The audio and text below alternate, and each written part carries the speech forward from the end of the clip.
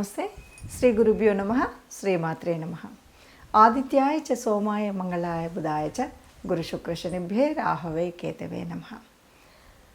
ప్రతి మాసంలో చెప్పుకుంటున్నటువంటి మాస ఫలితాల్లో ముఖ్యంగా ఈ మాసం అంటే జూలై 2024 గాను గ్రహస్థితి ఎలా ఉంది, ఒక్కొక్కరి మరి వ్యాపార ఉద్యోగ పరిస్థితులు ఎలా ఉన్నాయి, వివాహాది శుభకార్యాలకు నాంది ఎలా ఉంటుంది, ఇలాంటి విషయాలపై మన ఆర్థిక వ్యవస్థ, ఆరోగ్యం వీటన్నింటి గురించి తెలుసుకుందాం.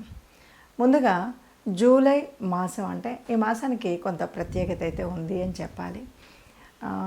మనం ఆంగ్ల ప్రకారంగా ఆంగ్ల తేదీల ప్రకారంగా చూసుకున్నప్పటికీ మనకు వచ్చేటువంటి మాసాలు అయితే మనకు జూలై అనగానే ఆషాఢ మాసం వచ్చేటువంటి పరిస్థితి. మరి ఈ మాసంలో ప్రత్యేకించి కొన్ని మార్పులు, అంటే ఇందులో ప్రత్యేకించి జరిగేటువంటి మార్పుల్లో మొదటిది తొలి ఏకాదశి అనేటువంటి పండగ రావడం. ఇక రెండవది మనకి అయనం మారడం. పూర్తిగా సౌరమాన ప్రకారంగా ఆధారపడినటువంటి మనకు 6 నెలలు ఉత్తరాయణం, 6 నెలలు దక్షిణాయనంగా మనం భావించినప్పుడు సూర్యుడు కర్కాటకంలోకి ప్రవేశించినప్పుడు వచ్చేటువంటి మాసం, మరి వచ్చేటువంటి స్థితి దక్షిణాయనం. దక్షిణాయనంలో దైవ ఉపాసన చేయడం అనేటువంటిది ఒక సలక్షణమైనటువంటిది, మన ఆరోగ్యాన్ని ఆయుష్ని కాపాడుకునేటువంటి స్థితి. ఈ పరిస్థితుల్లో మరి ఈ నెలకు గ్రహాలు ఎక్కడెక్కడ ఉపస్థితి అయి ఉన్నాయి ఏంటి చూద్దాం. ముందుగా మనం చూసినట్టయితే మేషరాశిలో రాస్యాధిపతి అయినటువంటి కుజుడు అక్కడే ఉండడం అనేటువంటి మొదటి స్థానం. ఇక వృషభ రాశిలో గురువు ఉంటాడు. గురువు ఉన్నప్పటికీ 12వ తారీఖుకి మరి ఇదే కుజుడు గురువుతో కలవడం, ఇక్కడ మనకి గురుమంగళ యోగం కూడా ఏర్పడేటువంటి ఒక శుభకరమైనటువంటి పరిస్థితి కనిపిస్తుంది. ఇక తదుపరి మిథునంలో రవి, బుధుడు, శుక్రుడు ముగ్గురు ఉన్నారు. ఈ ముగ్గురు ఒక్కొక్కరు మారుతూ ఉంటారు. అంటే 17వ తారీఖున మనకు రవి కర్కాటకంలోకి ప్రవేశిస్తాడు. ఇక్కడే మనకు దక్షిణాయనం ప్రారంభమవుతుంది. అలాగే బుధుడు 7వ తారీఖున, శుక్రుడు 20 తదుపరి, ఇలా ముగ్గురు కూడా కర్కాటకంలోకి ప్రవేశించేటువంటి పరిస్థితి. ఇక కేతువు కన్యలో ఉన్నారు. శని భగవానుడు మరి తన స్వక్షేత్రమైనటువంటి కుంభంలో వక్రగతిలో ఉండడం మనకు తెలుసు. ఇక మీనరాశిలో మరి రాహు ఉన్నాడు. ఇది మనకు కనిపించేటువంటి గ్రహస్థితి. ఇలాంటి పరిస్థితుల్లో ఒక్కొక్క రాశికి కాను ఎలా ఉంటుంది అంటే ఈ 12 ద్వాదశ రాశుల్లో కూడా ఉన్నటువంటి గ్రహస్థితిని బట్టి ఏ రాశి వారికి ఈ రాశిలో ఎలా ఉంటుంది ఈ నెల కాలం, ఈ పరిస్థితి అన్నది తెలుసుకుందాం. తదుపరి రాశి మిథున రాశి. మిథున రాశి వారి కనుక చూసుకున్నట్టయితే ఈ మాసంలో ప్రత్యేకించి మొదటి పక్షంలో ఇక్కడ 3 గ్రహాలు కూడా ఉన్నాయి. ఒకటి రవి గ్రహం, రెండవది బుధుడు, 3 శుక్రుడు. ఈ కాంబినేషన్ వల్ల ధైర్యం ఉంటుంది, చక్కటి ఉపయోగాలు ఉంటాయి, అన్ని రకాల అందరితో మాట్లాడేటప్పుడు చాలా బాగుంటుంది. అంటే నీ మీద మనకు అంటే ఎవరున్నారో వారికి ఆ రాశిలో ఉన్నటువంటి వారికి స్థైర్యం ఉంటుంది, ధైర్యం ఉంటుంది, స్పష్టంగా మరి ఈ ధైర్యం స్థైర్యం ఒకటే కాదు, వీళ్ళు స్పష్టంగా మాట్లాడడానికంటే రవి ఒక భావం, ఆ ప్రభావం చాలా ఎక్కువగా పడుతుంది. రవితో పాటు కలిసినటువంటి శుక్రుడు మూలంగా కూడా అంతా కూడా పుణ్యఫలం వస్తుంది, ఆర్థికంగా బాగుంటుంది అంతా. దానికి తోడు మంచి యోజన చేసేటువంటి బుధుడు కూడా అక్కడే ఉండడం వల్ల అంత శుభంగా ఉంటుంది.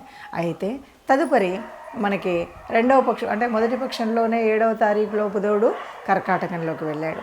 ఆ తదుపరి మరి 17వ తారీఖు రవి, ఆ తర్వాత శుక్రుడు. అంటే అందరూ మళ్ళీ ద్వితీయంలోకి వచ్చేసరికి మనకి కర్కాటక రాశిలో మళ్ళీ 3 రాశులు కనిపిస్తున్నాయి, 3 గ్రహాలు కనిపిస్తున్నాయి. అంటే ద్వితీయంలో అంటే ద్వితీయార్థంలో మనకి ఎలా ఉంటుంది అంటే ఇక్కడ కూడా ద్వితీయం అనగానే ఇది ధనస్థానం, ఇది వాక్స్థానం.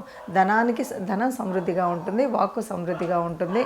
అంటే మీరు ఏది మాట్లాడాలన్నా స్పష్టంగా మాట్లాడగలుగుతారు, ఆలోచించి మాట్లాడగలుగుతారు, కావలసినటువంటి ధనం ఉంటుంది. కాకపోతే ఈ ధనాన్ని మనం సద్వినియోగం చేసుకోవడం అనేటువంటిది మన చేతుల్లో ఉంటుంది. దాన్ని ఇష్టం వచ్చినట్టుగా ఖర్చు పెట్టకుండా ఎక్కడ ఎలా ఖర్చు పెట్టాలి తినాలి అనేటువంటిది, డబ్బు వస్తుంది కదా అని వృధాగా పడేయడం, అంటే వృధాగా దాన్ని విచ్చలవిడిగా ఖర్చు పెట్టడం అనేటువంటిది మానుకున్నట్టయితే చాలా బాగా ఉంటుంది ఆర్థిక వ్యవస్థ. అంతేకాదు మనం అనుకున్న పనులు అనుకున్నట్టుగా చేయడానికి చక్కటి యోజన ఆలోచన అనేటువంటిది మనకు ఇక్కడ ఉంటుంది. అయితే ఇక్కడ తృతీయంలో కేతు భగవానుడు ఉన్నాడు.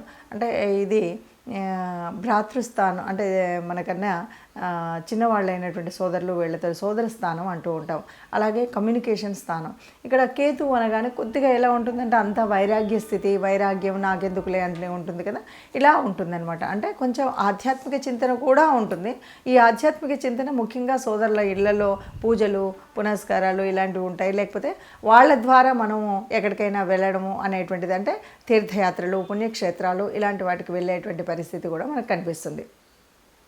ఇదంతా మనకు ఉంటే, ఇక మరొక వైపు శని వక్రించి ఉన్నటువంటి పరిస్థితి. శని వక్రించి ఉన్నాడు అంటే దానికి చాలా వరకు, శని అనగానే మనకేంటంటే శని కాలంలో మనకు కొన్ని కష్టాలు నష్టాలు కొద్దిగా బాధలు ఇవన్నీ ఉన్నట్టుగా, ఏదైనా సరే ఆలస్యము ఇలాంటివన్నీ మనకు కనిపిస్తాయి కదా. వక్రించిన సమయంలో ఇంతవరకు మనకు ఏదైతే ఇవ్వాలనుకున్నారో ఇవ్వలేకపోయారో అది తిరిగి పొందేటువంటి అవకాశం మనకు ఉంది. కాబట్టి దాదాపుగా ఈ 15 రోజుల ఈ నెల రోజుల అన్నది కాకుండా ఇంకా 139 రోజుల వరకు కూడా దాదాపు శని వక్రించినటువంటి కాలమంతా కూడా చక్కగా ఏదైతే శని భగవానుడు ఇంతకుముందు ఇవ్వలేకపోయాడో అవన్నీ పొందేటువంటి అవకాశం కూడా ఉంటుంది. అందువల్ల ఈ రాశి వారికి మొత్తంగా అంతా బాగుంటుంది అనే చెప్పచ్చు. ఈ రకంగా మనం వెళ్ళినట్టయితే మనకి ముఖ్యంగా సప్తమంలో మనం చూస్తున్నాం. ఒక్కొక్క గ్రహంలో ఉన్నప్పుడు సప్తమంలో ఉన్నటువంటి వాటి వల్ల కొద్దిగా మనకు ఇబ్బంది అనేది కనిపిస్తూ ఉంటుంది. కానీ నవమ స్థానములో రాహు ఉన్నప్పుడు ఎలా ఉంటుంది?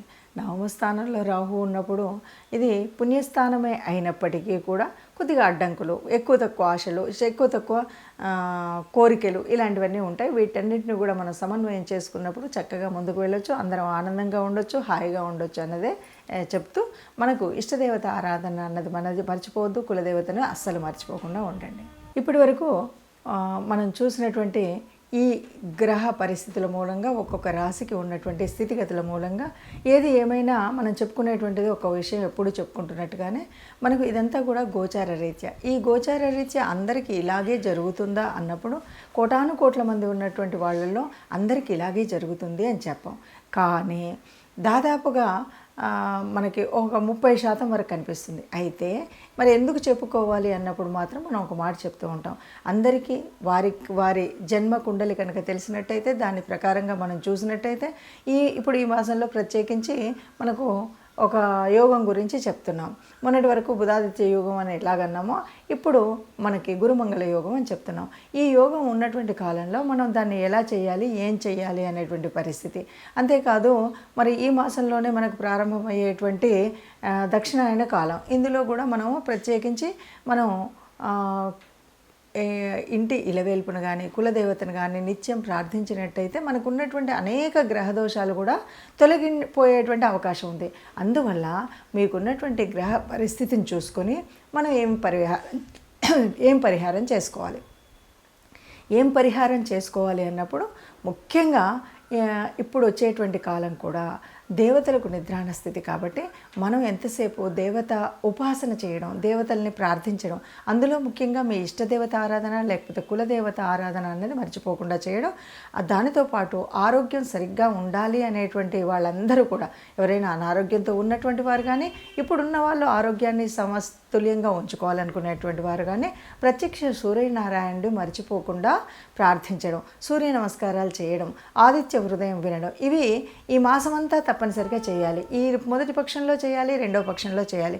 ఇందులో ఎలాంటి అది లేకుండా మీరు నిత్యం చేయడం. ఇంకా వీలైతే కనుక ముఖ్యంగా చెప్తూ ఉంటారు ధ్యానం అంటుంటారు. ఎందుకంటే ప్రశాంతంగా ఉండడం, మానసికంగా అల్లకల్లోలం లేకుండా మనం ఉండడం అనేటువంటిది ప్రత్యేకించి ఈ మాసం నుండి రాబోయే 4 మాసాల వరకు మనం చేయవలసినటువంటిది. ఎందుకు అంటే ఇక్కడ మనకి దేవతలందరూ కూడా నిద్రలోకి వెళ్తున్నారు అంటారు. అంటే ముఖ్యంగా స్థితికారకుడైనటువంటి విష్ణుమూర్తి నిద్రాణంలోకి వెళ్ళేటువంటిదే మనకు శయన ఏకాదశి. మరి ఇక్కడ నుండి అంతేకాదు దక్షిణాయన కాలం, ఇక్కడ అంతా కూడా సూర్యుడు భూగోళానికి దూరంగా వెళ్తాడు కాబట్టి, సూర్యుడు తాను ఇచ్చేటువంటి శక్తిని ఇవ్వడు కాబట్టి, మనకు అనేక రకాలైన అనారోగ్యాలు వచ్చేటువంటి సమయం కాబట్టి మనం ఈ పని చేస్తూ కొన్ని రెమెడీస్ మనకు అందులో ఎలా ఉన్నా, మంచి చేసినా చెడు చేసినా, గ్రహాల స్థితి ఎలా ఉన్నా కూడా కొన్ని రెమెడీస్ అయితే చేయాలి. ముఖ్యంగా విష్ణు సహస్రనామాన్ని వినడం, దాంతోపాటు గోశాలకి వెళ్ళడం, గోవులకి గ్రాసం తినిపించడం, ఇలాగే దానం, అలాగే మనం ఎప్పుడు కూడా ధ్యానం, ఈ రెండు కూడా ఈ 4 ఏళ్ల కాలానికి ఇది ఒకే రెమెడీ అండి. మనకు చేతనైనంత దానం చేయడం, ఏదైనా సరే ప్రశాంతంగా ఉంటూ ఇష్టం వచ్చినట్టుగా ఎక్కువ తక్కువగా మాట్లాడకుండా ఉండడం అనేటువంటిది మంచి రెమెడీగా మనం చెప్పుకోవచ్చు. ఈ రకంగా మనం చేసినట్టయితే అందరం సుఖంగా ఉంటాం, అందులో మనము ఉండాలని ఆశిస్తూ సర్వే జనా సుఖినో భవంతు.